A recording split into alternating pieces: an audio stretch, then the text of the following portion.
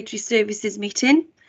Can I please start with a couple of housekeeping issues?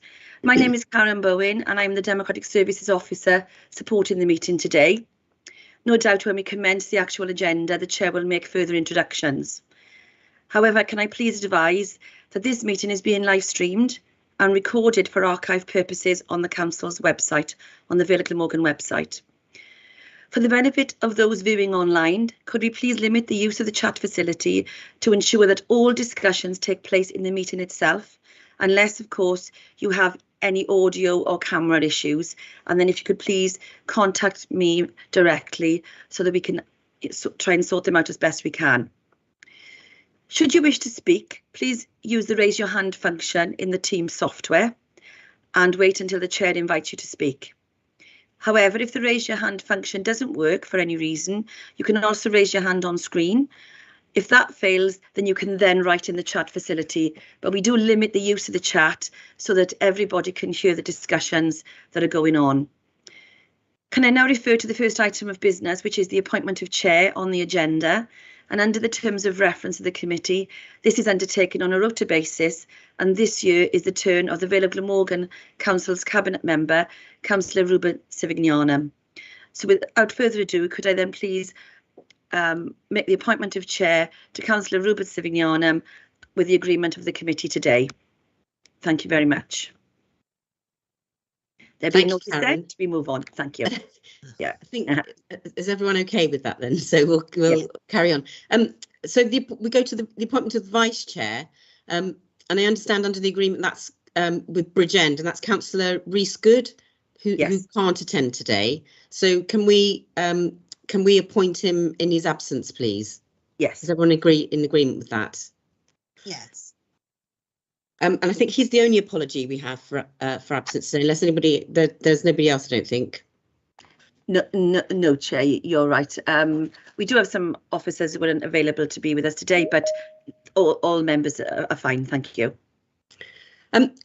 Before we go to the minutes, I wonder whether everyone could just do a quick introduction. I know there are a lot of us here, and some people may be new to this. I'm certainly new to this, so it'd be really helpful if we could have some introductions. Am I echoey when you hear me? Should I wear my headphones? Is that okay? So if I start with myself, I'm Rupert Sivignanum. I'm the Cabinet Member in the Vale of Glamorgan for Equalities and Engagement and the Shared Regulatory Services, with legal and planning thrown in as well.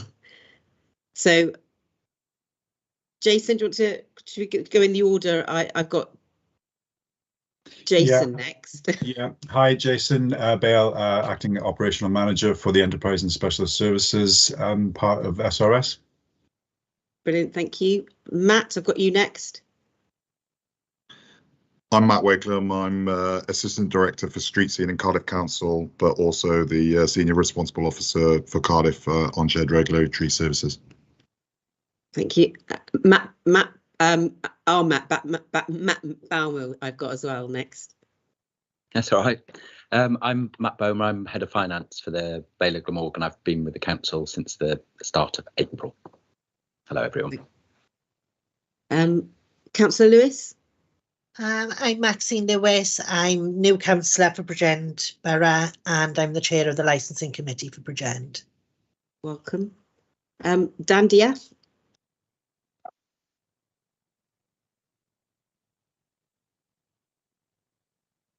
Hello friends, good morning. I'm Dan Diath. I'm the new Cabinet Member for Strategic Planning and Transport at Cardiff Council. It's great to be back on the committee. Thanks, Dan. Pam? Oh, I'm Councillor Pamela Drake. I've just been re-elected for the Castellan ward in Barry, and I'm the chair of licensing, and I'm on a learning curve at the moment. Aren't we all? Christina Hill. Hi, morning everyone. I'm Christina Hill. I'm the Operational Manager for Commercial Services within Shared Regulatory Services. And Claire James. Hi, yes, sorry, I'm Claire James and I'm the accountant for Shared Regulatory Services. I think William Lane. Hi, thanks, Jess. Will Lane. I'm the operational manager for neighbourhood services in the shared regulatory services, and I cover the licensing, private sector housing and pollution control functions across the 3 authorities. Brilliant, thank you. Laura Griffiths. Good morning, Laura Griffiths, Deputy Monitoring Officer at Bridgend, and I'm here on behalf of Kelly Watson. Thank you. Councillor Michael. Morning, Councillor Michael, Chair of Taxiing, Licensing, Public Protection, etc., Cardiff County Council. Thank you. Thank you. Helen. Hi, Helen Picton, Head of Shared Regulatory Services. And Richard Price. Hi, I'm Rich, I'm from Legal. Miles, you're next. Good morning, Miles Penter. I'm Director of Environment and Housing. I'm Senior Responsible Officer for SRS for the Vale of Glamorgan and Employing Director. And Steve. Good morning, all. Hi. I'm Steve Wyndham. I'm the audit manager, the external auditor, that is, for the Vale of Glamorgan Council, and therefore, for default, I guess, for the SRS. I'll be attending these meetings for certain key ones, like today with the audit plan, and also at the conclusion of a financial audit. So that being run about September or October. So you see me occasionally at these meetings, but good to see you all. Excellent, thank you. And Matthew Wakeham, sorry. Sorry, I've already introduced myself. Oh, yes, of course, you had it at the beginning. I'm really sorry because you're at the end of my list. I was listening, Matt, I promise. That's fine. Thank you for that. I'm sorry that took a bit of time, but I thought it'd be worth doing because I certainly don't know everyone. So thank you very much for that. So should we go to the minutes from the last meeting in March? Can we agree those? Were there any issues with those? No, so can I take that then, that we've agreed those? Thank you. And have we received any declarations of interest? I haven't received any, Chair. I don't know if any member has any today. No. Okay, so if we go to the first of the reports today, so I think, as Karen said, this is our AGM, so it's really we need to sort of agree these reports so that we can move forward. So if we go to the first report, and I think Matt, you're dealing with this, which is the unaudited statement of accounts for 2021-22. Yeah, that's right. Morning, everyone. So these are the council's statutory accounts. The format of them is actually prescribed by a code of practice, a statement of recommended practice for accounting.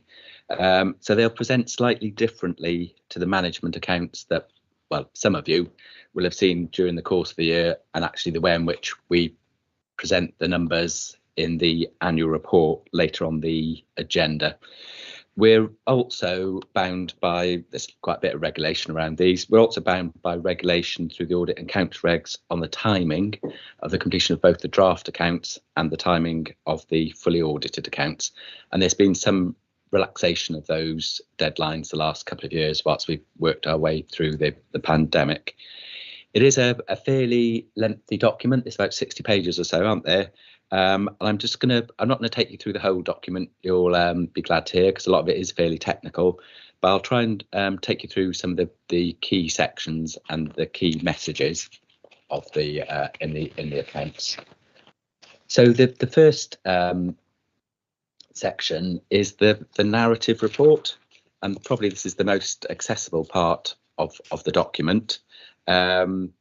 It's one of the elements that actually the format isn't prescribed in the regulations, so we have a free hand about the way in which we present the data, albeit that the code actually does recommend the content of this part.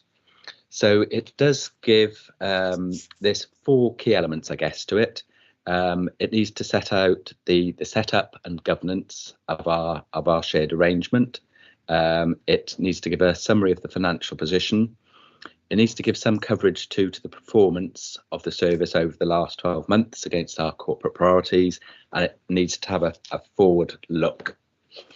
So on the finances, and I'll speak a bit more about the finances when we get onto the annual report. But there's a positive picture on the overall finances, with 363k in hand at year end.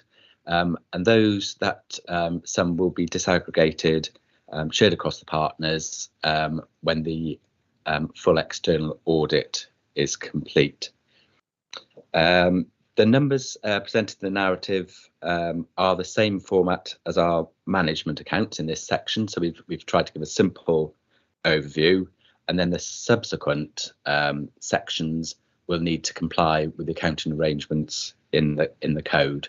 So fairly familiar territory and the way in which the numbers are presented on page 3 in particular. I am with Claire, and I should mention Claire because Claire's done all the hard work. It's quite a job to pull these together and the outturn. We've got Claire here. If there's any questions I'm unable to field.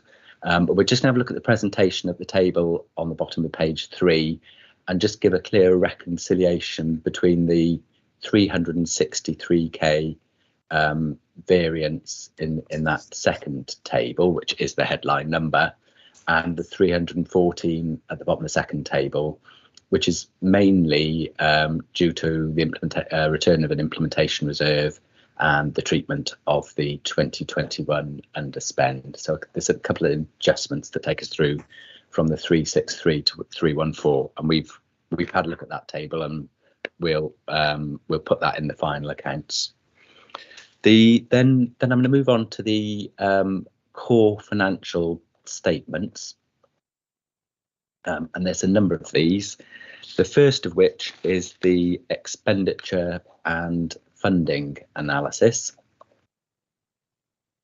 and that does a very similar job to the numbers we presented in the management accounts. So it gives a full coverage of the funding and the expenditure on the services by the joint committee. But then importantly, what it does in the second column, it brings in those accounting adjustments through, primarily around pensions liability, that feed into the remaining sections of the remaining statements in the overall statement of accounts, specifically the comprehensive income and expenditure statement. As with all the tables in the statement, there are comparatives. So in the expenditure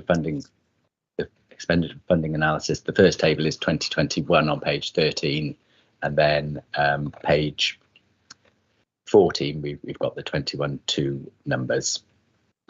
The main, as I've just said, the main adjustments coming through are in respect of pensions liability, where for accounting purposes we have to take out the employer contributions that we have in our accounts during the course of the year and replace them with actuarially based liability numbers.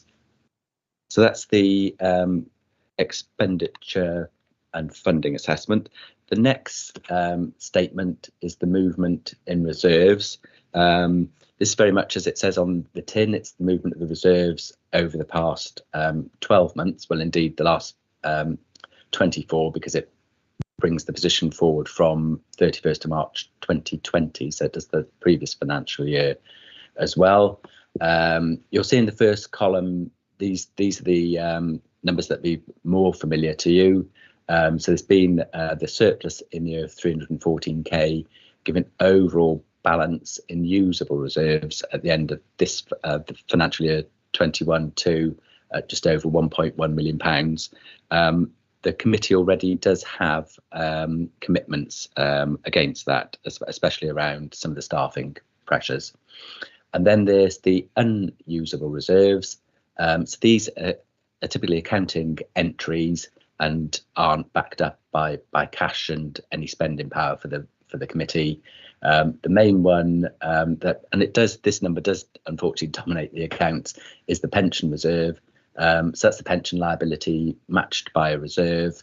That will move quite a bit from year to year. It reflects the movement of the assets and liabilities of the pensions of the staff employed by the Joint Committee, and it's pretty much strongly driven by the position on the markets at the 31st of March each year, so that can vary. Obviously, it moved against us last year, but moved more in our favour over the last 12 months with stronger performance as assets in markets. So that's the movement and reserves. The next statement is the comprehensive income and expenditure statement.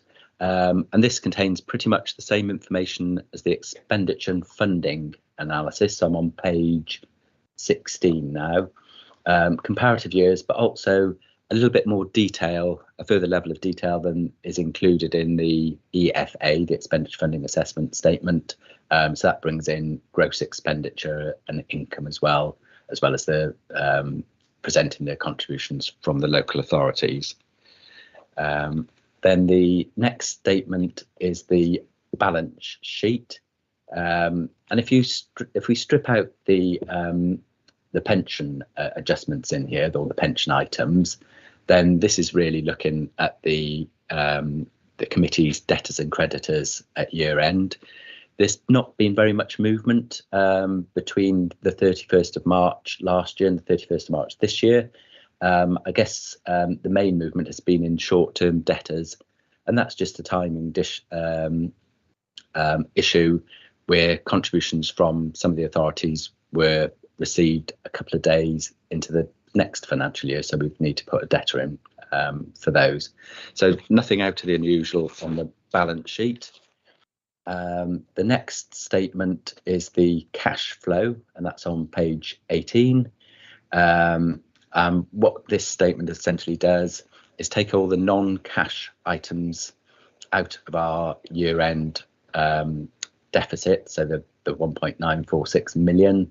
So it strips out those accounting non-cash entries such as depreciation, movement in debtors, creditors, pension liability, and gives a net cash flow number of 394 from the operating activities in the last year.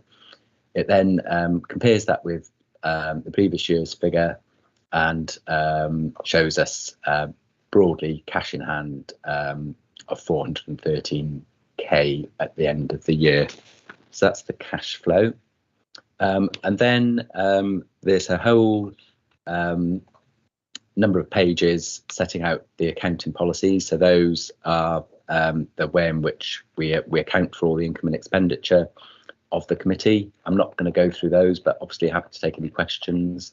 That runs us through all the way to the notes to the accounts. So in terms of the balance sheet, I&E, if there's any further detail you require, that's set out in the notes to the accounts. Note 7's of interest because that sets out some of those adjustments that takes us through from the management accounts to the statutory accounts. And then at the end, and I'm just scrolling down to it, we have the annual governance statement.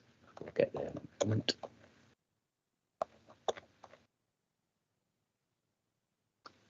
And that's on page 53.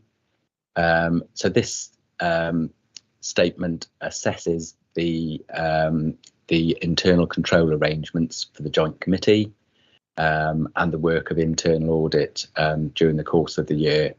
And the control arrangements are all in good order, and there's nothing specifically to raise with you this morning. So those are the accounts. So good news on the overall numbers. Small surplus. Happy to take any questions that you might have. Thank you, Matt. Did anyone have any questions? Silence, Matt.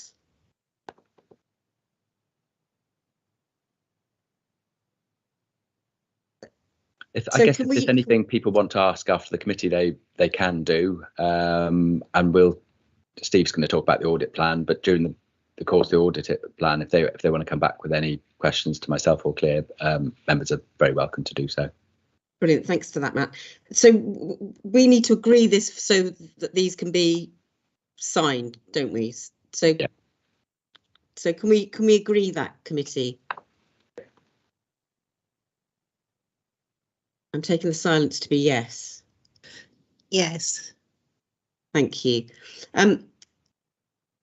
So should we move then to the audit plan? Yeah, so this reports in my name as the officer for the Vale, but the Steve is just going to come Brilliant. in and talk to it. Steve, over to you.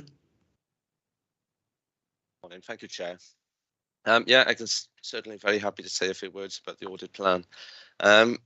Just by way of introduction, so I'm conscious it's a slight change in membership of the committee. So if there are any questions on the plan, which, you know, please let me know and I'll do my best to answer them. But I'll just take you through the main points, which sort of hopefully it's a fairly simple document, I feel. But then again, this is my bread and butter, I guess, so it may not be to everyone. But it is our annual audit plan. We produce this document every year, and it sets out some of the key information relevant to our annual audit. So this applies obviously to the 21-22 financial, to the set of accounts really that Matt was just talking you through.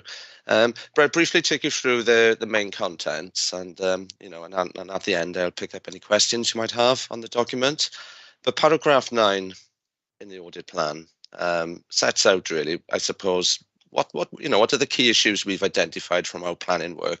What are the main issues and risks we'll be needing to sort of pick up on and tackle as part of our audit? And there's only 2 this year. And the first one, I've got to be perfectly honest, is one you'll see in every audit plan. So it features in all audit plans. It's a risk under auditing standards that we can't ignore. We've got to be alert to this. And this is the risk of perhaps deliberate error and manipulation. Now, as I said, it's not unique to the SRS by any means. So I don't want to set alarm bells ringing that we think this is a particular feature of the SRS or even the Vale's arrangements, but it is something we just need to have auditing procedures to identify and tackle. The second issue is something a little bit more unique, I guess, but not particularly, again, to the SRS, and that's basically the qualitative impact of COVID-19 and the high level of remote working, which is continuing really to quite a large extent. And the issues here, I guess, are twofold. One, the control arrangements may be weakened. That said, I think, you know, the arrangements now are quite well versed. So, you know, that might not be the same level of risk as it would have been, say, at the outset of the pandemic. And the other issue then, as I said, it was twofold, but the second one then is some of the qualitative issues regarding accounts preparation, for example. They might be weakened because, you know, the arrangements in terms of quality monitoring, etc., may not be quite as strong as they could have been. But they obviously there's a whole wealth of other audit work we'll be undertaking on, you know, we've seen how detailed the accounts are, but these are 2 sort of overarching issues we need to sort of be mindful of. The remainder of the document really is I feel is probably fairly simple. It sets out our audit fee, the audit team, and the timeline we're working towards. And in terms of the audit fee, the first thing I probably should say here that this Audit Wales has not increased its audit fee rates for many years. But for 21-22, there has been a general uplift of 3.7% on our audit fees. And this has impacted on the SRS as well. There's been a 3.7% increase to the audit fee this year. It's an estimated fee, I should add. So if the cost of the audit is less than that estimated fee, we wouldn't charge that fee. So that's probably an important point to draw out there. In terms of the audit team, just moving on to that, I'm pleased to say we got some good continuity on the team this year from prior years. Anthony Ford is the team leader on the audit. He's been doing the audit for a number of years. I've been the audit manager on the SRS for 6-7 years, so so there's good familiarity with the SRS. The only change this year is Claire James has replaced Anthony Veal as the engagement director, and she's got overall responsibility for the audit. She wouldn't intend to attend this audit committee, but she is, if you like, sitting in the background, making sure that we do what we need to do in terms of the correct delivery of the audit. And finally, and moving on to the timetable, I think we're at the position now we've completed our audit planning work, hence the audit plan today. And we're very, very shortly going to be commencing our final audit on the draft accounts that that Matt has recently taken you through. So, yeah, and we'll be coming back then, obviously, with the conclusions of our audit findings to this committee. Apologies for this, but I'm not sure of the precise date yet, but it'll be in September, October, I would imagine. But yes, so I think I'll stop there. I think that's probably, I've covered the ground I need to. But if there are any questions on the plan, very happy to address them as best I can. Thank you, Steve.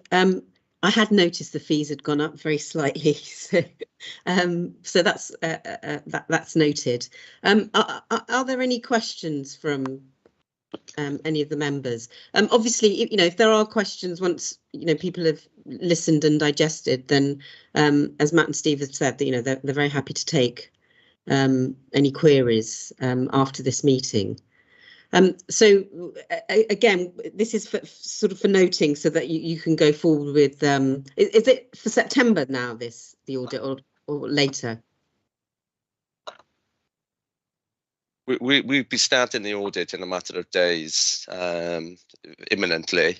It's the conclusion of the audit will hinge on when you are holding your autumn or early autumn joint committee meeting. So we'll do our best to work around those. Perfect. Yeah, I that, think that particular target date. Yes. So yeah, great. Thank you, Steve. So, unless anybody has any other comments or any queries, we'll move on. So, thank you very much, Steve and Matt. Okay.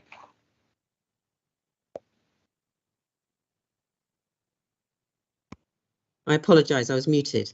We're now moving on to the other reports that we have to consider going forward. And I think the first of those is the annual report. And is that you, Helen? Thank you, Chair. Yes, that will be with me. So I'll take us through the annual report with help from operational managers. And I'll just mention for Steve's benefit while he's here that the September Joint Committee meeting takes place on the 27th of September. So you can get that in his diary. So members will have had the opportunity to take a look at the annual report. This is a report that we have to bring to Joint Committee no later than the 30th of June each year.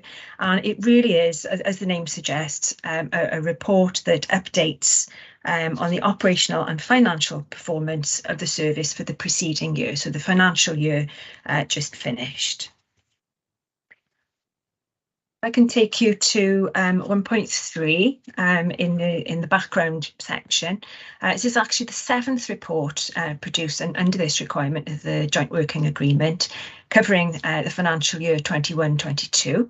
And if the content of the report is agreed, then a copy of it must be sent to the head of paid service of each of the 3 councils, along with the SRS business plan for 22-23, which we will be looking at in the next agenda item. So the annual report outlines many of the actions taken at each partner council to deliver the wide range of statutory functions assigned to the service. And I'm going to take you down then to section 1.5. And again, this is just to remind us all of how the Shared Regulatory Service takes the corporate priorities of the 3 participant councils and kind of distills those into these priority themes, these strategic themes of safeguarding the vulnerable, improving health and well-being, protecting the environment, supporting the local economy, and then that one that underpins them all, maximising the use of resources. So 21-22, unfortunately, was another year of disruption, and the planned work of the service was severely impacted again by the coronavirus pandemic and the emergence of new variants of the virus. So that resulted in SRS continuing to support test, trace and protect across the 3 council areas, as well as COVID compliance work to ensure that businesses were complying with the requirements. I'm not going to dwell on COVID at this point, and there is a section a little bit later on in the report that picks that up. So 1.6 outlines under the joint working agreement certain milestones, and a number of those milestones we're dealing with today. This annual report, the business plan, and signing off of the unaudited statement of accounts. Moving down to 2.1, key issues for consideration. The annual report illustrates it for the year 2021, the SRS had delivered the requisite financial savings and delivered the majority of the business plan actions. And it set out the key milestones for the year just concluded, 21-22, which we've largely delivered on, with the caveat of the disruption of the work that we needed to do as part of that wider COVID response. Moving down then to section 2.3, this is something that we need to address in the annual report, and it's around human resources. And again, the biggest impact on staffing was the ongoing pandemic, and the fact that multiple officers across the service continued in their secondment roles for pretty much the whole of 2021-22. Since September 2020, we've had a total of 29 environmental health degree students working with us on a temporary agency basis, not all at the same time. Some have come, some have gone, depending on their academic commitments. But they have performed incredibly well, helping us with additional COVID work in some pretty challenging circumstances. And it is really pleasing to see that as they graduate, a number of them have been successful in gaining appointment into permanent SRS roles, and we really hope that as more graduate in the months ahead, that we'll continue to see that happening. Recruitment into certain roles remains a problem for us, and I think we're not alone in that. I believe that a lot of council departments right across Wales are struggling with recruitment into certain roles, and that's certainly the case for shared regulatory services. 2.5, I've mentioned a report produced by Directors of Public Protection Wales, which was actually brought to Joint Committee for information in the March meeting. And this sets out the position across Wales with regard to the staffing pressures on regulatory services. And it makes a number of recommendations for addressing that as a Wales-wide response to particularly issues of recruitment and retention in the professions of environmental health and trading standards. And one of those recommendations is that Welsh Government approve the development and creation of a regulatory apprenticeship, something that hasn't been available in Wales.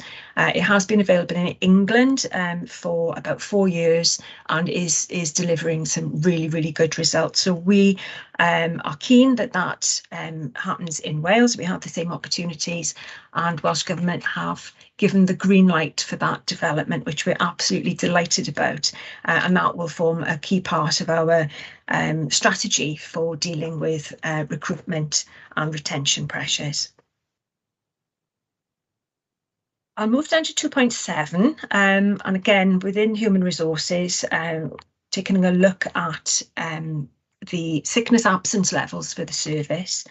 And these were overall 10.23 days per full-time equivalent person. And then moving down to figure 1, I've actually set that into a table just to get a little bit of context, because clearly the previous financial year, 2020-21, wasn't perhaps representative because that was the year of the prolonged lockdowns. So our total days lost has increased from that COVID lockdown year. But you'll see on the first row of that table in figure 1 for the year 21-22, while the total days lost per full-time equivalent is over 10, there had been an increase in the long-term absence days lost, but the short-term absence days lost at 1.95 I find really, really encouraging. Unfortunately, we had a number of long-term serious illnesses across the service, which accounted largely for the long-term absence. But I think that short-term absence is really encouraging, that is not a great deal higher in the last financial year as it was in that lockdown year. So I'm happy to break there, Chair, for a moment if there are any questions on that part of the report. Are there any questions from any of the members? I can't see any hands, Helen. Lovely. So I'll move on to operational performance at 2.8. So this is reported both to Joint Committee and to the partner councils quarterly and of course annually. Unfortunately, as we've said, the coronavirus response has impacted in a number of areas.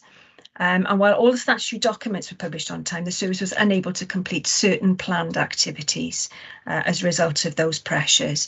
And we're really hoping now that we're getting into much more of a business as usual rhythm, where we can pick up on these programmes of work. And in doing that, we recognise that the things that couldn't be completed last year, we're rolling forward into the business plan for 22-23. So 2.9 just mentions the public accountability measures that SRS is responsible for, the first of which is PAM 023, broadly compliant, and Christina will take us through that broadly compliant measure shortly when we look at the table of performance data in Appendix 1. So I won't dwell on that because that will be picked up shortly. Suffice to say that those figures are looking very good. And then dropping down to the next two public accountability measures, PAM 013 and 045. And 013 measures the percentage of empty homes brought back into use, while 045 measures the number of new homes created as a result of bringing those empty properties back into use. And this is an area of work that SRS delivers on for Bridgend and for Cardiff. And under 2.9, you'll see that there's a summary of the work that has gone on there. Clearly, this is an area of work which isn't a quick fix. It takes place over a period of time, but some really, really encouraging results flowing out of that empty homes work. So moving down to 2.10, we have Appendix 1, which hopefully members have had a chance to take a look at, which sets out the performance data. And I'm going to pass to Christina now, who will take us through the first part of that Appendix 1. Thanks, Helen. And yes, so food safety and food standards does come under my remit of management for the service, hence the reason for me coming on and explaining the performance in relation to that. I am going to call on my colleague Jason to share the screen shortly, just so I can talk through the figures that you have in front of you, both in the appendix and on the report. But just wanted to give you a little bit of background, first of all, as to how we come up with the risk categorisation of inspections, and to say that the planned programme for food hygiene and standards interventions is based on a requirement from the Food Standards Agency, which is the Food Law Code of Practice. So following an inspection, all food businesses are risk rated from category A, being the highest risk, down to category E, which is of course the lowest risk, and a suitable intervention is required in accordance with that risk rating. So inspections or interventions of these premises are required at prescribed frequencies, again in accordance with the code. And so for category A businesses, they require an inspection once every 6 months, category B being once every 12 months, and category C at 18-month intervals. So that is during normal times, and I'll use that word normal because of course we're not in normal times. We're still suffering with the aftermath of COVID, and the teams are still very much dealing with that for us. So Jason, if I may, I'm going to ask you just to share the screen, the appendix content for us, just so I can run through those figures. And again, as I've mentioned, this the way in which we've presented this data is very much how we traditionally work on things. So in front of you there relates to category A premises. Again, these are our highest risk, so requiring an inspection once every 6 months. So pleased to report all green there, so 100% of those have been completed by the teams. Jace, if I could just ask you to scroll down. Now this page relates to category B rated premises. Again, requiring an inspection once every 12 months. Now, normally we would be looking at all greens here and a real focus on this sort of higher risk element of work. However, and you'll see reference to this in page 9 of the report, the Food Standards Agency came up with a recovery plan really to deal with the backlog of inspections which all authorities encountered because of course during lockdown and during the worst parts of COVID, officers obviously weren't able to get out and conduct those normal traditional work that they were doing, carrying out inspections. So the Food Standards Agency gave us this recovery plan and has set out some key milestones for us to deliver on. And the category B rated premises don't actually require an inspection or not due to be met until the end of this month. So I want to give you some confidence that even though you're seeing some red and ambers there in front of you, we're very much working on the end of June deadline. And we've been busy chasing in the background, making sure that we're going to hit that milestone. And apart from a couple of premises, we are very much on target. So hope that gives you some reassurance in that area. Jason, if I could just ask you to go down to the next page. So again, this pulls everything together in terms of high risk, so A, B and C. Sorry, this relates to category C. So category C rated inspections normally would be once every 18 months. But because of the recovery plan, these are not actually due yet until the next milestone. So the figures aren't looking good. That isn't our favourite colour in terms of the colour red. However, as I said, we're really working towards that Food Standards Agency recovery plan. Jason, if I could ask you to move down again. These relate to the new businesses. So again, you are seeing some reds here. And the new businesses do form part of the Food Standards Agency recovery plan and something that we've been working on in the background. Now, what the plan requests that we do is where we receive a new business registering with us. What we do is based on the activities that they do at those premises, we do a risk assessment and really try and concentrate our resources in the highest risk areas. So again, part of the food service and how we target our resource is looking at what's the highest risk for us, where is best for us to put our resources, and we plan then accordingly.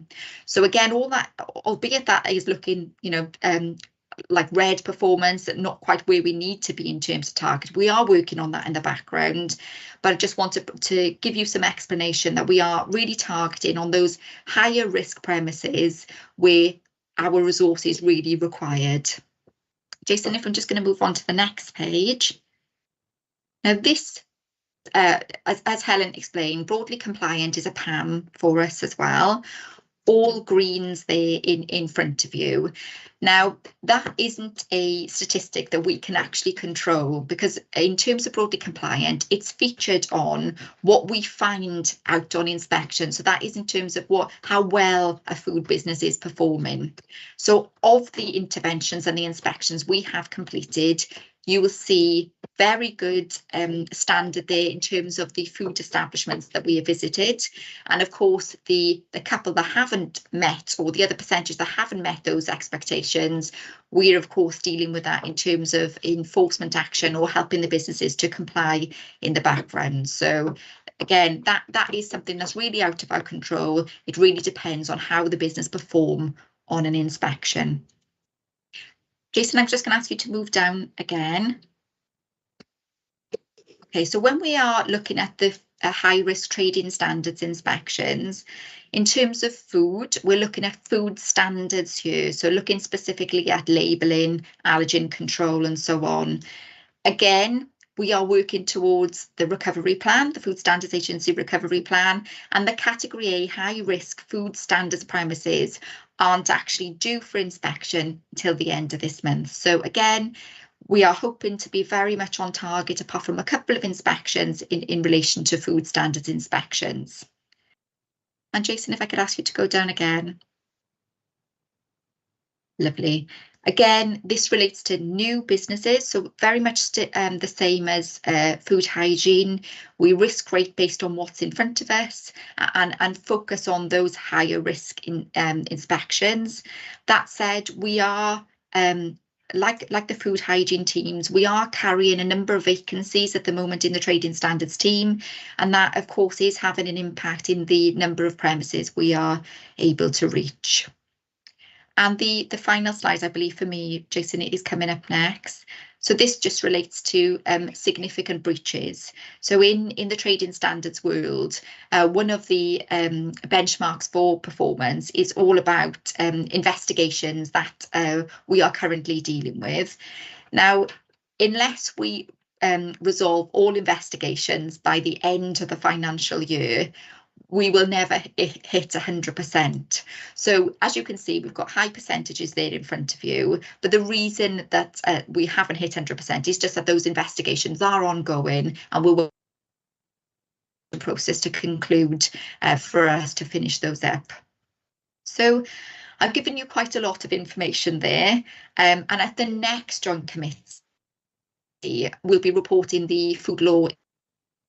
Really provides you more detail in terms of food and goes through very much how we do things, how we plan our interventions, and again gives a very focused result. In terms of performance, this is something that we do every quarter. We monitor very closely, and again I hope I've given you some reassurance that we're targeting our resource in the correct areas. But of course, as I said, I've provided you a lot of information, so I'm going to pause now just in case there are any questions from you in relation to the data that I've put up in front of you. Thank you, Christina. Are there any questions? I have a question for you, Christina, but are there any other questions first from anyone? Can't see anybody. So I hear what you say about the resources issue, and I can see that you're prioritising. So do you feel confident in terms of, given that the end of the month is Wednesday or something, isn't it? Wednesday or Thursday. I mean, in terms of resources, are you seeing sort of more positivity in terms of recruitment, in terms of environmental health? You know, given that Helen was talking about, you know, the new apprenticeships, but that they won't be up and running for a couple of years yet, will they, in terms of the people coming at the end of that? So you know, do you feel that, you know, we're on and up in terms of recruitment, or do you think it has stagnated? Well, recruitment for food in particular has been an ongoing challenge since the setup of SRS. So I would say that public protection generally, we are a dying breed in terms of people coming into the profession, and in terms of environmental health, food hygiene has an added benchmark which people need to fulfill to demonstrate their competency. So it is harder to recruit into those food roles. And also SRS is an extremely busy service. So anybody coming to work for us soon sees how you know, we need resilience and how busy we really are as a service. So I've been doing some recruitment recently, and we have managed to appoint some roles, albeit some of those roles are from internal candidates who are sort of the next tier down. So what we're managing to do is train up and move people up within the structure and almost grow on our own in that way. What that does mean for me now is that those vacancies that they've come from, so their substantive roles, have now become vacant, and I'm on this little treadmill again to try and fill those vacancies. So it's important for us to really get quality candidates as well. But the last couple of recruitment exercises, what we've been doing is accepting some candidates where there has been a requirement to train, and we're on that path now to ensure they are all up to standard before we let them loose. So to conclude, I'm still having some difficulties in recruitment. I think that will be ongoing for me. The apprenticeships will help in the future, but that's going to take time.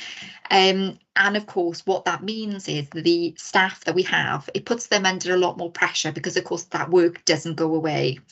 So we are hopeful that we will get some good candidates going forward, but I think as Helen will no doubt talk to you all about, is we need to review some of the ways we recruit and some of the ways in which we retain. But as I said, that has been a challenge for me since really the setup of SRS. It seems to be a national shortage of qualified, competent food officers. And I really hope that particularly after the pandemic, the profession is seen as a go-to place for young people to come and work in. But of course, it's all we can do is keep advertising, and hopefully the apprenticeship programme will help for us. In terms of the deadlines of this week, you're quite right. It's Wednesday. We've been chasing up all those inspections. So as I said, we are hopeful that the majority of those will be done.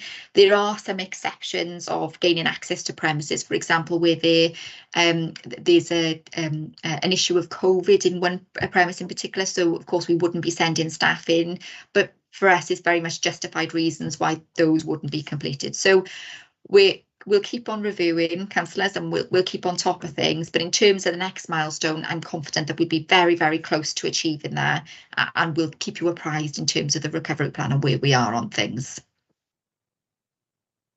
Great, yeah, thank you. You know, obviously this sticks out as, you know, where we have haven't achieved what we set out to achieve, but in very difficult circumstances, so it's completely understandable. So, but yes, I mean, the rest of it is really commendable. Are there any other questions from anyone? Helen, are we passing back to you to just conclude on this? It will be to Will for the next part, Chair. Hi, Chair. So Hello. I don't know if Jason can move down. So different, really, part of the service, noise and air pollution, whereas the commercial teams tend to be more proactive. The noise and air teams are pretty reactive. So the positive news is, despite all the issues that we had and staff vacancies, we did manage to exceed our target. So the first one is percentage of domestic noise and air complaints responded to within 3 working days. And so you'll see the difference in quantum between the 3 authorities. So Cardiff, due to population, has by far the largest number of complaints. And it's good to see that we've got green figures in there. We like Helen, like Chris's team, are carrying quite a few vacancies. What I would say is that whereas in normal circumstances We like to have our officers respond and visit complaints, be they noise complaints, for instance, from commercial premises, or it could be a piece of industrial noise or domestic noise. The impact of the COVID meant that pandemic meant that we weren't able to do that. We weren't really able to visit in the same way that we have done in previous years. So whilst we've responded to complaints, we still have a hangover in the noise and air pollution teams where quite a few of those complaints are still yet to be resolved. So that puts additional pressure on staff and obviously leads to frustration with members of the public, because perhaps the issue that they've complained about and we've responded to hasn't been resolved in the way that they would like. So that's an ongoing issue that we're grappling with, and we are recruiting additional staff into those teams to try and resolve that. But in general, for the purposes of the performance stats, I'm quite happy with that picture given the constraints we've had. So if you want to move down to the next one, Jason. So this is a tighter target. This is commercial and industrial noise and air complaints responded to within 1 working day. And the reason we have a different response time is really to reflect that often with commercial and industrial noise complaints, they affect a wider part of the population. And also because we're dealing with industry and commercial entities, you know, we're able to access the sort of the business in a quicker fashion. So if you just scroll down a little bit to the bottom, Jace, thank you, you'll see that we've just missed our target of responding within 1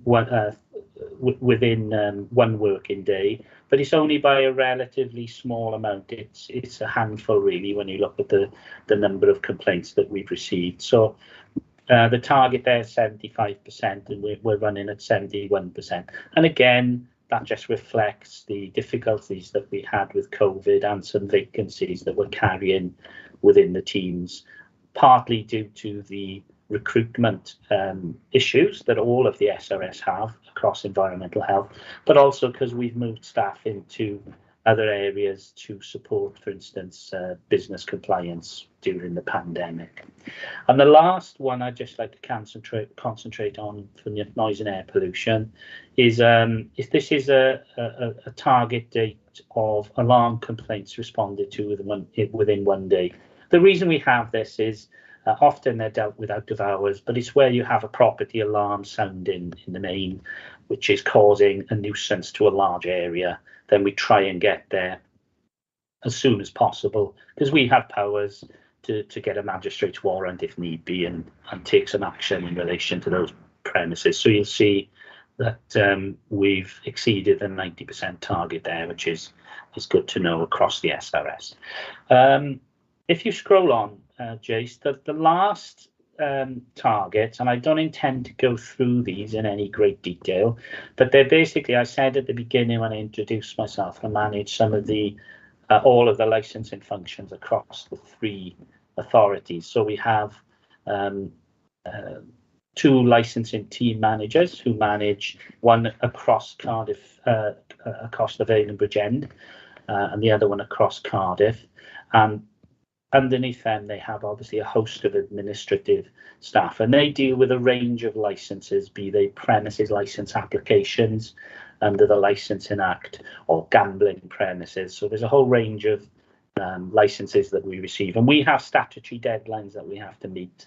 And again, despite the pandemic, you know, through home working and the flexibility of staff, we have still managed to get 100%, which is our target, because that's our statutory target. So very pleased to report the hard work of the staff in ensuring that. So if you just scroll down, Jason, it'll just take you through the various types of targets that we have, but I don't intend to dwell on them because, as I said, they're all 100%. And the process is very similar, and thankfully we've managed to keep that area of the business going during the pandemic. So really, Chair, that was it from me, and I don't know if members have any questions.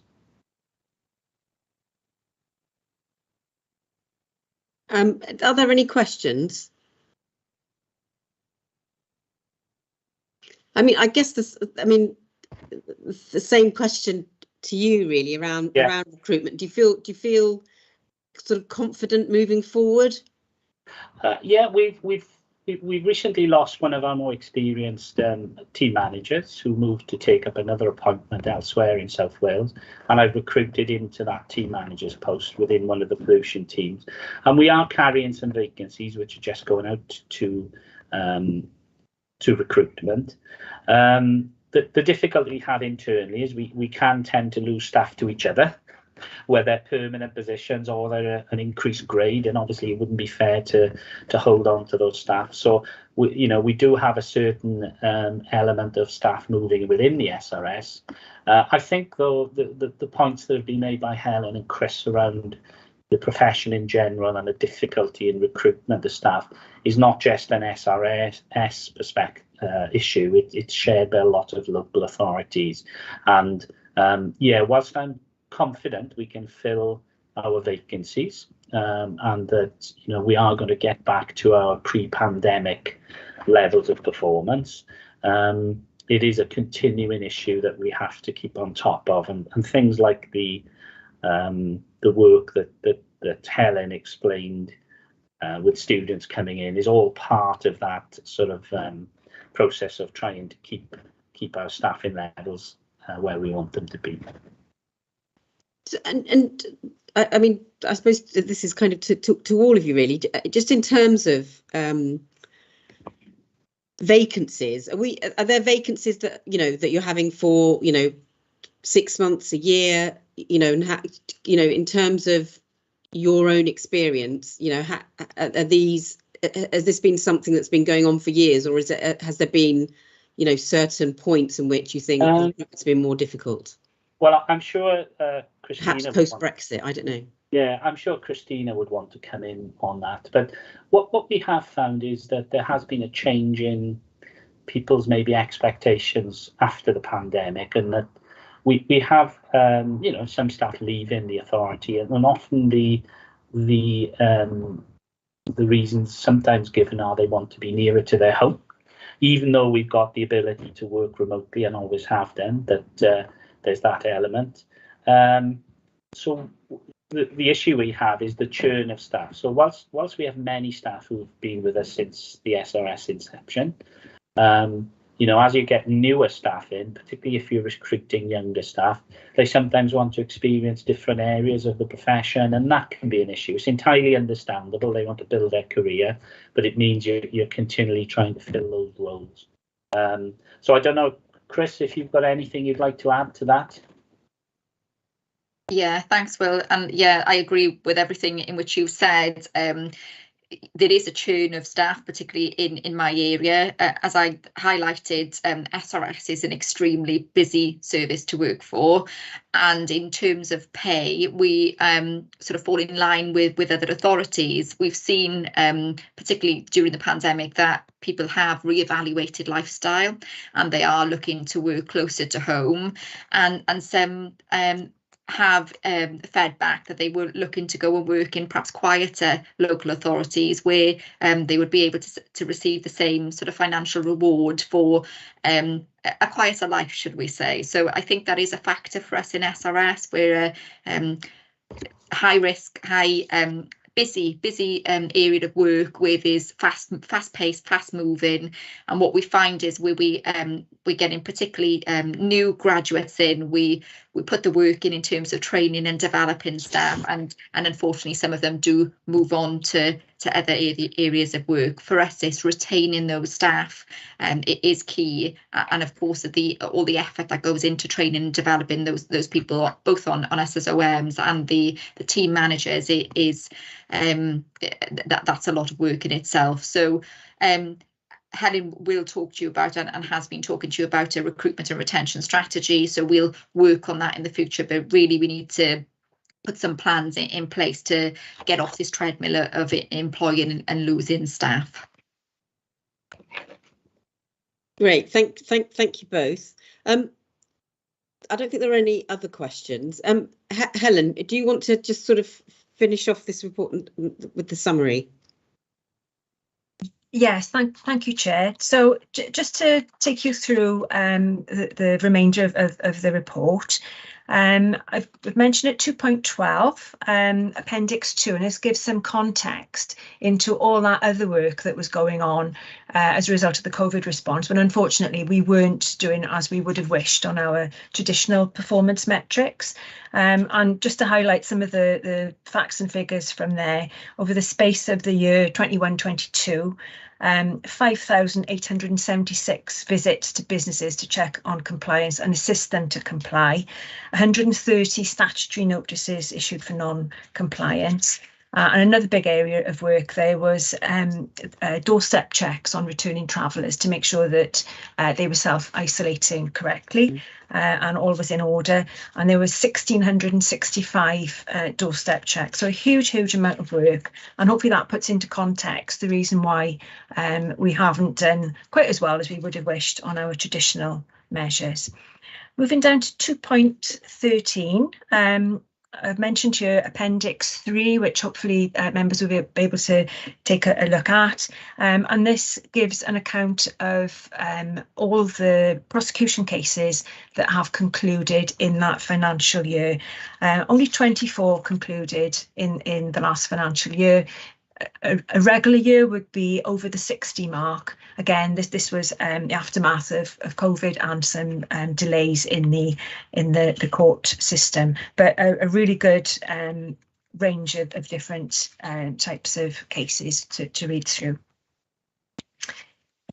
So I'm going to move then to the next part of the report in regard to significant service achievements, and this has been structured under each of those strategic themes, and the first of which is improving health and well-being. And starting at 2.18, I've talked at length about COVID-19 related work. I'm not going to go into that in any detail. I felt it was important that we captured that as a snapshot, because as the days and months go on, it becomes difficult to remember exactly what happened when during the pandemic, what the restrictions were, and just the sheer volume of work that was involved. So hopefully 2.18 onwards provides a summary, a useful summary of what it was we went through in terms of COVID response in the last year. And let's just say it was a roller coaster, and then to have the Omicron variant in November time, it was quite a challenge. So obviously Welsh Government has lifted the remainder of the restrictions, COVID restrictions. However, we're working with partners in the public health network and committing to maintain a capacity to respond to any future local outbreaks and to prepare for a resurgence of the virus. So working with those partners, we've now got the necessary arrangements in place to retain the required skill sets so that if we need to begin a COVID response again to respond to the new variants, then we'll be able to gear up quite quickly if that happens in the autumn and winter. So those paragraphs provide a snapshot of that coronavirus related work. And I have to say the commitment of officers has been absolutely incredible. Both those working directly on the COVID response and, just as importantly, those who were maintaining the business as usual work and covering the gaps really and enabling those other members of staff to work at the front line on the COVID response. I'm going to drop down now to 2.29, and Will was going to update us briefly on an area of work under the heading of building safety. Yeah, thanks, Helen. So very briefly, just for members new to the committee, the Joint Inspection Team, or JIT, is intended to be a multidisciplinary team with fire, building control and environmental health professionals, and it's modelled on the system set up in England following the Grenfell fire tragedy, and it's principally there to assist local authorities and Welsh Government understand the scale of the issues in high-rise buildings in Wales, and it's hosted by the WLGA. So there have been some updates since this report was written. The first is that the key role of the head of the Joint Inspection Team has just been advertised, and so that's got a closing date of the 10th of July. So hopefully that will then allow some progress in further recruitment and some operational capacity later in the year to take this work forward. Like a lot of work, it has suffered during the COVID pandemic, but it's good to see that that work now is starting up afresh, and there's some momentum behind that. Secondly, yesterday, Julie James, the Welsh Government Minister for Climate Change, announced the launch of the Leaseholder Support Scheme in Wales. Now, the key takeaway from the scheme is that it's aimed at a small number of leaseholders who are in significant financial hardship. And there are a number of criteria and financial tests that they have to pass to qualify, as well as some tests regarding the building as well. The scheme is being run and fronted for Welsh Government by the Development Bank of Wales. Now, previously, Helen's predecessor, Dave Holland, sat on the Joint Inspection Steering Group, and I've replaced Dave on that, and similarly on the Leaseholder Task and Finish Group. So it's an ongoing piece of work. Obviously, it mainly affects, in practical terms, Cardiff has the biggest density across South Wales, also Newport and Swansea as well.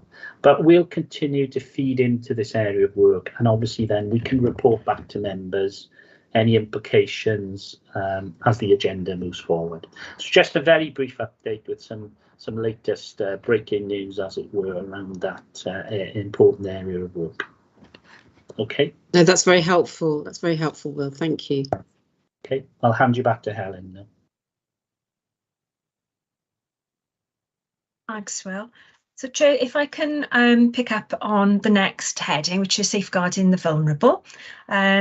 So SRS contributes to the safeguarding agendas of the partner councils in a number of different ways, a number of strands of work. So here we're looking at ensuring that children are protected from harmful substances and products, underage sales, that older and vulnerable people are protected from unscrupulous individuals and traders, that illegal money lending activities across Wales are challenged robustly, and that the public feel safe when using taxis as public transport. So that's an idea of our role in under the safeguarding heading. I won't go through this in any detail other than to pick out from 2.32 a little summary that we've done to look at the impact of our work in relation to rogue traders and doorstep criminals.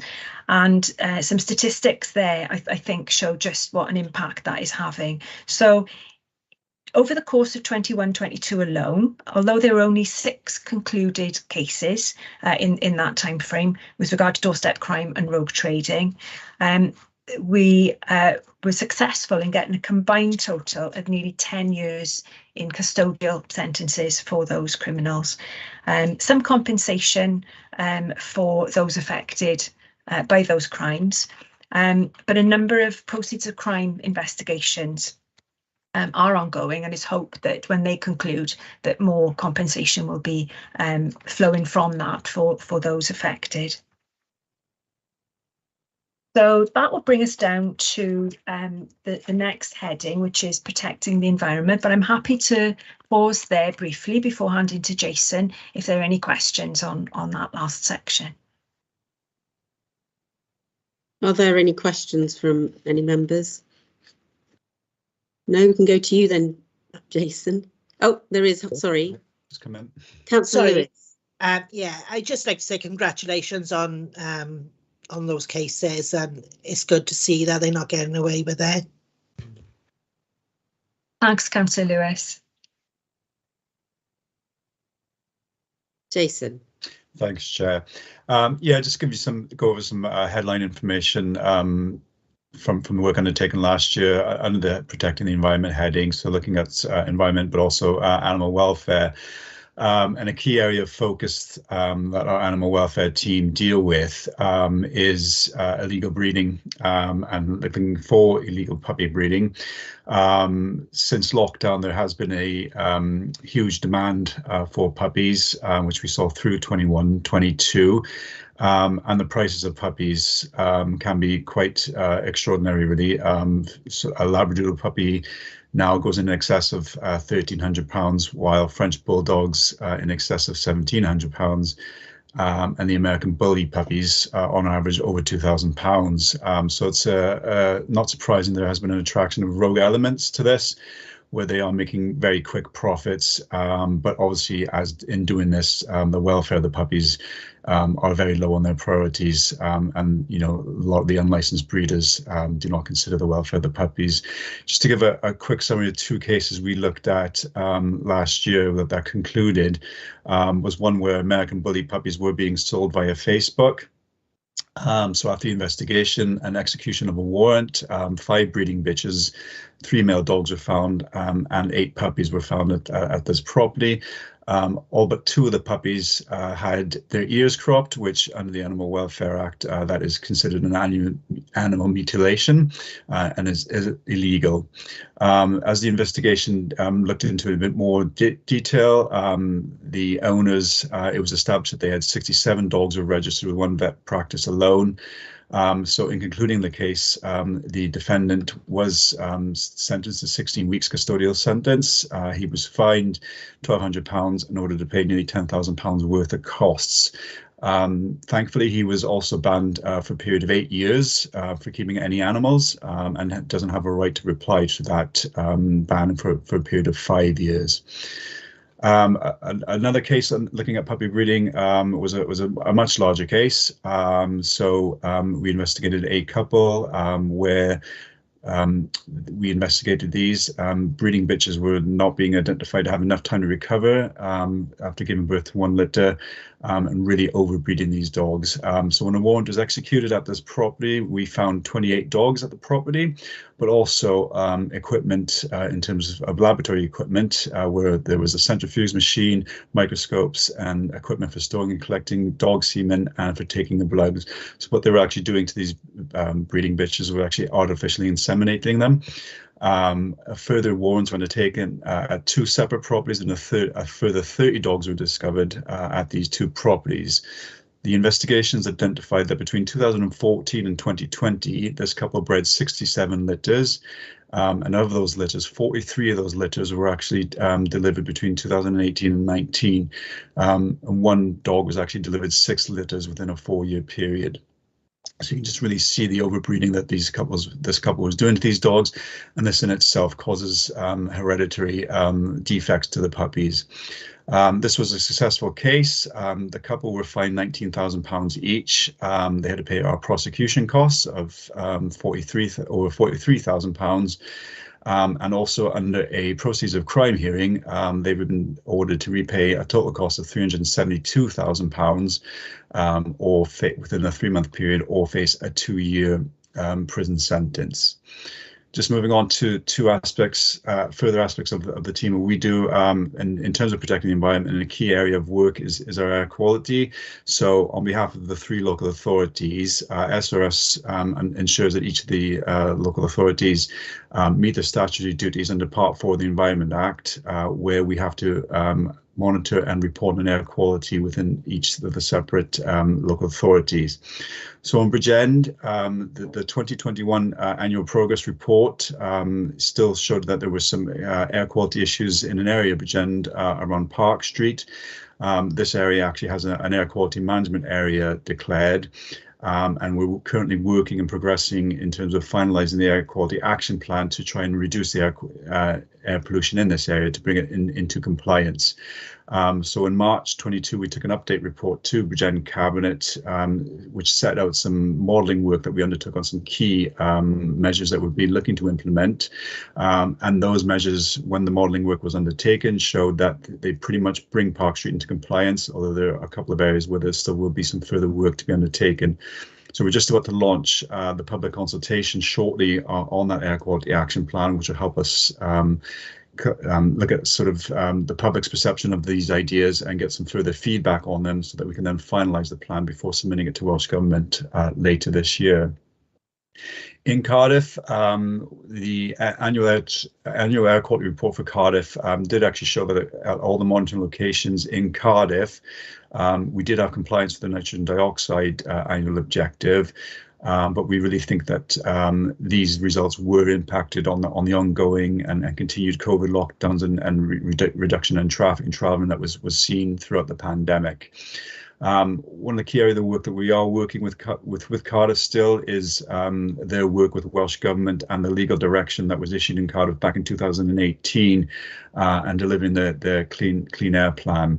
The work in 21-22 ensured that a number of the key measures were implemented in Cardiff, namely the 36 electric buses and a retrofit of 49 buses. And we launched a taxi lease scheme as well. There's ongoing work with Cardiff and the Clean Air Plan because the current measures implemented on Castle Street are interim measures, and we're working with Welsh Government to identify a final measure that will be brought forward and assessed later this year with a view that it's decided upon, hopefully December, January time. And finally, moving just to the Vale, again, Vale of Glamorgan does, of the three authorities, does seem to appear the best air quality given its more rural nature. And of the 47 locations monitored in the Vale during 2021, the annual progress report showed that there was full compliance of the nitrogen dioxide air quality standards across the Vale of Glamorgan. And monitoring has continued in the previous air quality management area in Penarth, and again, compliance has continued to show being achieved in that former air quality management area. So work is going now to ratify last year's data with regards to, and we will be presenting the three annual progress reports to each of the individual cabinets later in this year, ready for submission by the end of this calendar year to Welsh Government. So I'll take a pause there and take any questions from any of the members. Councillor Diath.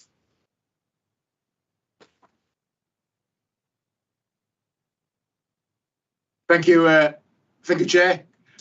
Really good presentation, Jason. Just on the taxi scheme mentioned in 2.42, the taxi lease scheme.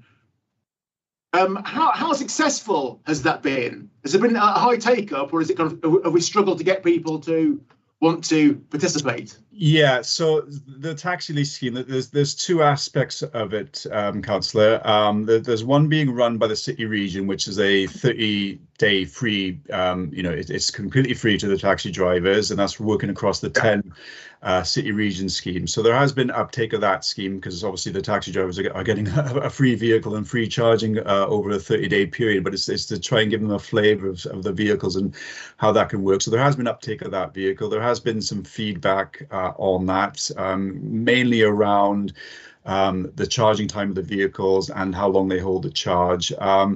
The other lease scheme as part of the Clean Air Plan, there has been a bit of disappointment in this in terms of it hasn't been taken up as of yet.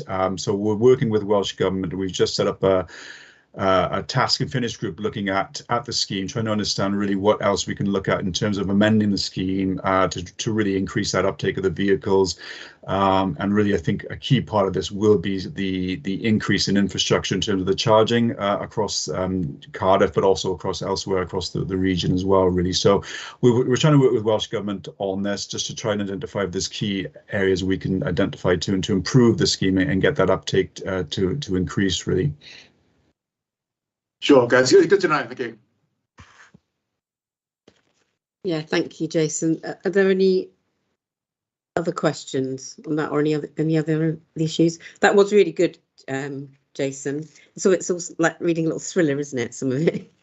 Yeah, I think the illegal dog breeding is not going away. I think obviously there was a BBC article yesterday that the number of cases over last year increased by 69%, and we've definitely seen that across our area.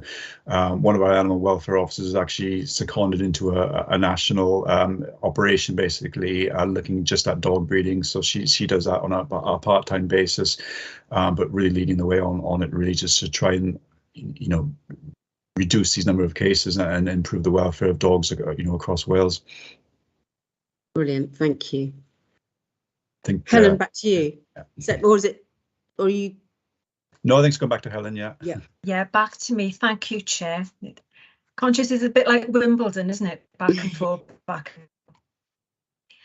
So I just wanted to pick up on the next heading, which is supporting the local economy. And we've mentioned the results of our prosecution work. That is the extreme cases, the cases that we needed to take firm formal action on. Our role with businesses is very much supporting the local economy and taking time assisting those businesses to understand what it is that they need to do to comply with the law and to assist them in doing that. So this section from 2.44 onwards, it explains exactly what our role is, and we mentioned things like timely advice and guidance on regulation, making sure that businesses can get the very most from the marketplace, taking that firm action against the rogue traders. And again, that is a form of protection for the legitimate traders, because the rogues are being dealt with. And then they can flourish in that market. And also our market surveillance to monitor what consumers are able to access, and is becoming much more difficult than perhaps it was a couple of decades ago, where we had very much high street shops. We knew where everyone was located, we knew where head offices were, but now there's so much online that things can be quite invisible and much more difficult to access some of that. So those are our roles in supporting the local economy. And I'll probably just pick out one here, which is 2.46, and some great work that was done by our industry team in particular with regard to allergens and preparing businesses for the change in the law last October, which is commonly known as Natasha's Law, and that is to require foods that are pre-packed for direct sale, so packed in the premises where they're going to be sold, sandwiches and things like that, for them to have the full ingredients labelling so that people can make proper informed choices. So we did some training for businesses, and also our first podcast was in relation to allergens, and that's called Ask the Regulator. And we've done a number since, so there's a series of podcasts available on different topics, and they're now all available through Spotify. So just a brief section there, not sure if there are any questions on that. If not, I'll move on to the last of the headings, which is maximising the use of resources. And clearly this was one of the catalysts for the creation of the shared service. Again, we've probably been impacted under this heading as a result of the pandemic, and some of that nice to do stuff we probably haven't had the time to do. But what we have been able to do is to kind of improve the customer journey through improvements to SRS website. Our social media offerings are gaining in popularity, and I've mentioned use of the Noise app as well, which is proving very beneficial for people to report concerns they have about noise. Our income, unfortunately, was down both in 2020-21 and 21-22. It just hasn't been possible to maintain pre-pandemic levels of cost recovery and income generation. And a large part of that, the reason for that, is the simple fact that we couldn't do face-to-face training, which is a big area of work for us and obviously a source of income. And the last part of that section then is just a couple of points about 2 internal audits that have taken place across the service for firstly SRS governance and financial controls, and then an audit of the Wales Illegal Money Lending Unit grant, and each of those we've come through with flying colours with just one recommendation, and it is a bit of a recurring theme here, and it was the risk identified at the number of vacancies that we've been carrying, and the suggestion that the recruitment strategy needs to be reviewed. So that brings me to the end of that section of the report, Chair, and I'm happy again to pause for any questions. I don't think we have any questions actually, Helen. So okay, lovely. The next section is financial performance, and I need to check in with Matt at this point if there are any other points that you want to pick out of this, Matt. I'm conscious that you did a really detailed financial report at agenda item 1. Yeah, just a brief couple of words. And as per the statement of accounts, the overall position is an underspend surplus of 363k, and actually Helen and colleagues have just picked out the key drivers for that. It's the challenges around recruitment, but also the support the team have needed to be drawn into around COVID, especially on test, trace and protect. The overall position is set out in paragraph 258. And then that is split in the later sections of the financial section between the core offering and the authority specific. So the core is 348k in surplus, and that's in paragraph 364. On a service by service level, there is some variation on under and overspends. I guess the exception on the overspends is on animal services, where there's a significant animal seizure last financial year, and some of the ongoing impact of that has been felt in 21-2, especially around accommodation, horse accommodation. So that area of the service overspend in 286. The larger underspends have been on food services and trading standards, and that's not surprising given some of the comments of the colleagues on the earlier part of the report. So there are historical issues and challenges in recruiting in food safety, and that's been the larger contributor to the underspend there of 381k, and trading standards also 220k under. And certainly, as Helen, I think, said, there's a national shortage of suitable candidates in that area of the business. So one of the priorities of the services going forward is around recruitment, which colleagues have been outlining. And then on this authority specific, in paragraphs 2.75 on, a small overall surplus there, but a little bit of variability between Bridgend, Cardiff and the Vale. Underspend at Bridgend, Cardiff a moderate overspend, and that's driven in part by some historical pressures on taxi licensing, but offset by some underspends on HMO licensing. So those are the headlines from the finances. So that's all I have to say on that matter. Thank you. Thank you, Matt. Helen? Yeah, and back to me, Chair, for the very last part of this annual report. So we're down now to challenges moving forward and 2.101. And I'll just read these out so that we're clear what they are for the year ahead, and then this time next year, of course, we will review how we've done against them. So first of all, delivery of the SRS business plan, which we'll come on to shortly, and the associated corporate priorities assigned to SRS by the partner councils.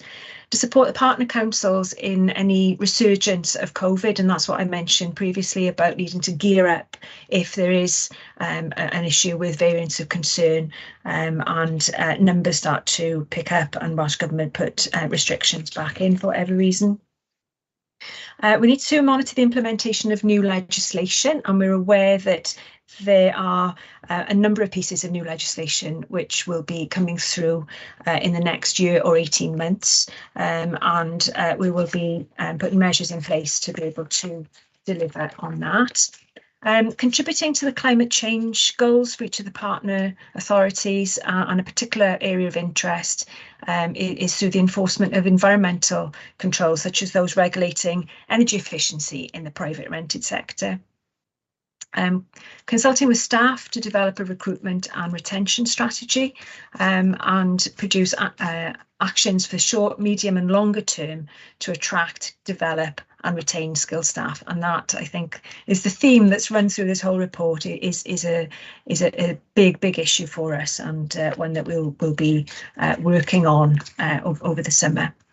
And then the last one, something that always features, is reviewing the agile working arrangements for the service, just to make sure that the technology that we're using remains fit for purpose and absolutely cutting edge to allow us to deliver the service in the nimble way that we do. So that brings me to the end of the report, Chair. Happy to take any questions that might arise as a result of that very small last piece.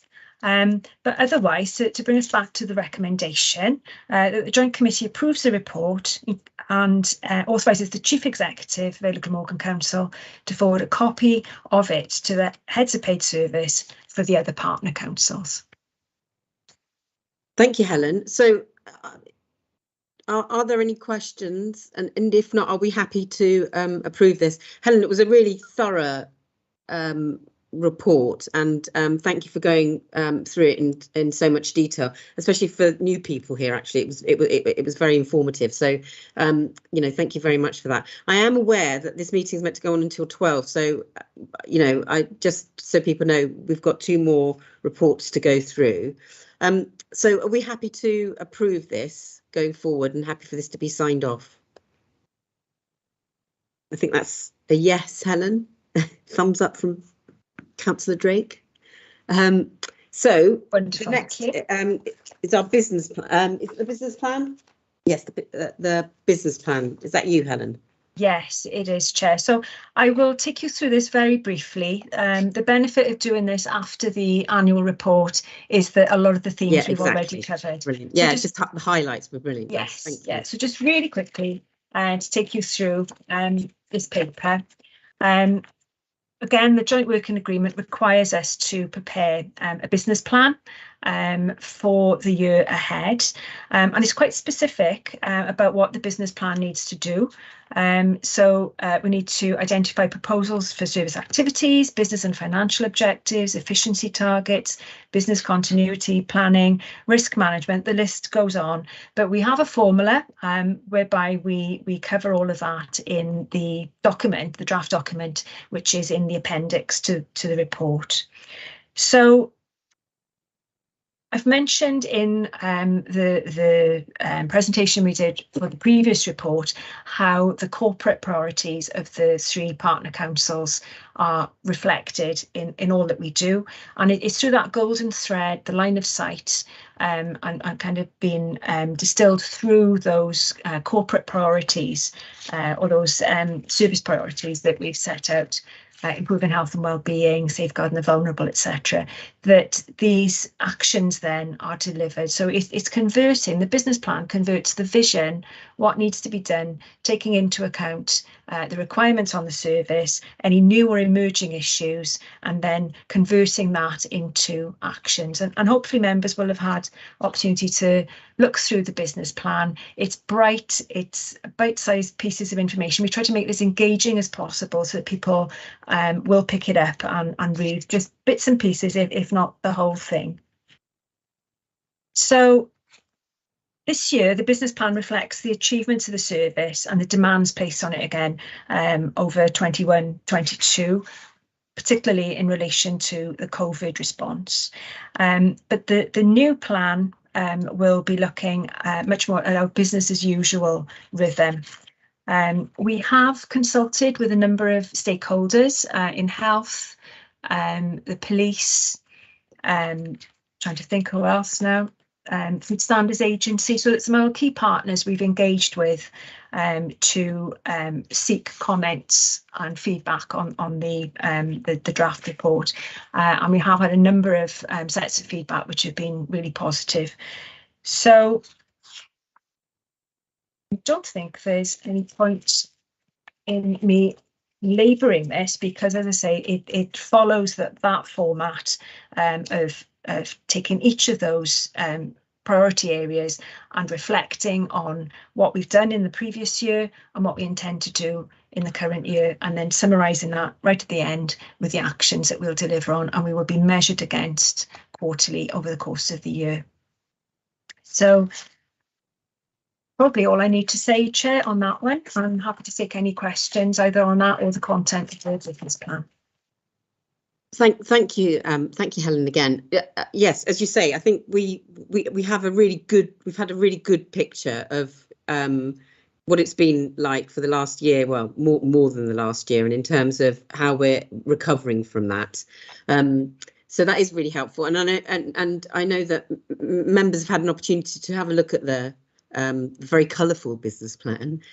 So if there are any questions, please raise a hand.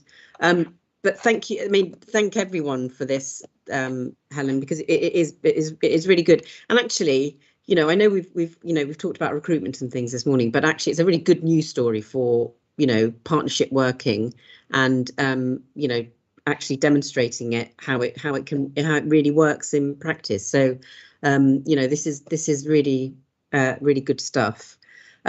So committee's asked to approve this business plan. So can we approve this formally? I think we can, Helen. I think you can take that as an approval. Thank you. So thank you very much. So then it's to the final report, I think, is the health and safety. Can I just mention there was another recommendation as well? Oh yes, about the administrative changes. Yes, please. Thank you. So we're also asked to approve Helen as the head of shared regulatory services, making any administrative changes you know, along the line, which so nothing substantive to the report, but just tweaks here and there, I think is the term, Helen. Yes, apologies. I should have mentioned that. It's specifically for things that happen along the way during the course of the year, which are minor, and it's to prevent us needing to come back and forth to joint committee to get approval. So can we approve that as well, please, committee? I'll second that. Yes. Thank you. So that's approved, Helen. So wonderful, thank you. So shall we move now to the health and safety enforcement report, service plan report? Yes, so this one, Chair, will be taken by Christina. Thanks, Helen, and thanks, Chair.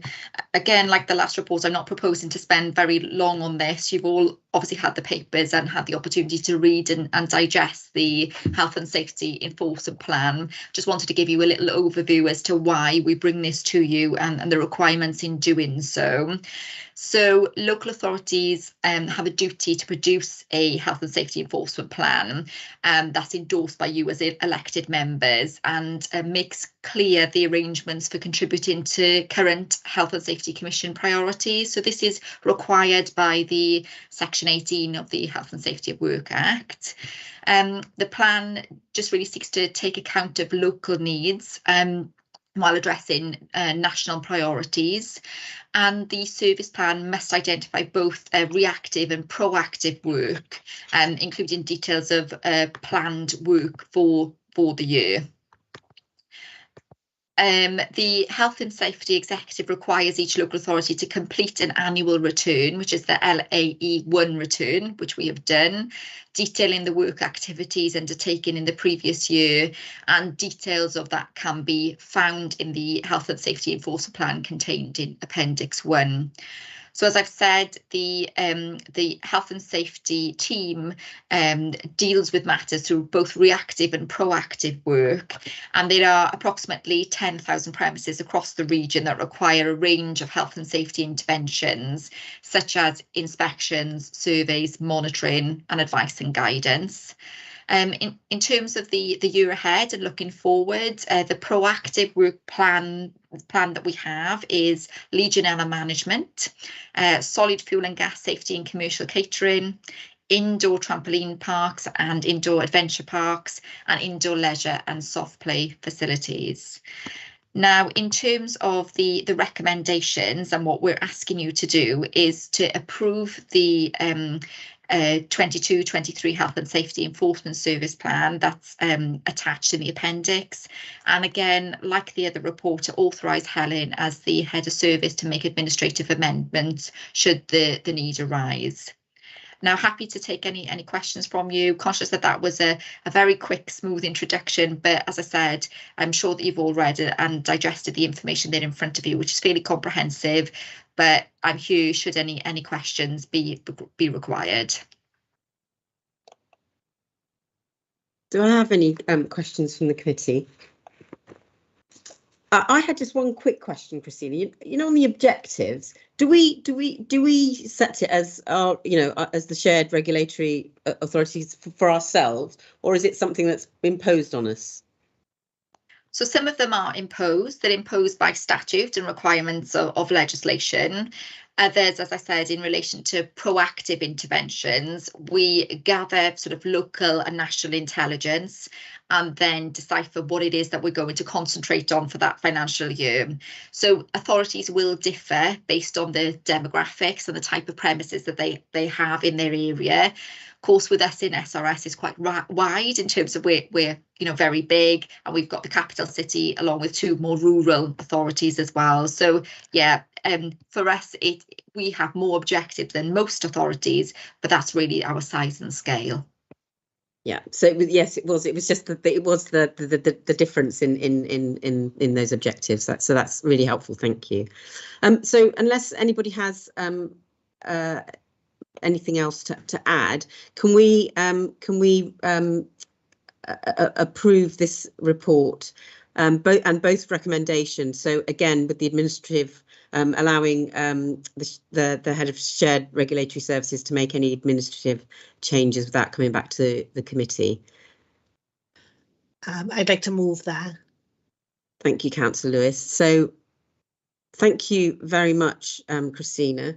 And I think that's the end of our report. And I have nothing urgent to put before us. I think our next meeting, Karen, is it the 27th of September? Yeah. Yes. Yes, Chair. Yes. So and then the next one after that is the 13th of December, and the next one after that is the 25th of March, if anybody wants to make a note. So it's the 27th of September, 13th of December, and the 21st of March next year. Brilliant. So thank you very much. Well, thank you all for coming, and thank you to all the officers here today, and for that really detailed report. That was really very, very helpful. So thank you all for coming. Safe trip home if you're not home already. And I'll see you in September. Thank you, Chair. Bye, everybody. Yeah, Thank you. Goodbye. Bye. Thank you. Thanks, Bye. all. Bye now.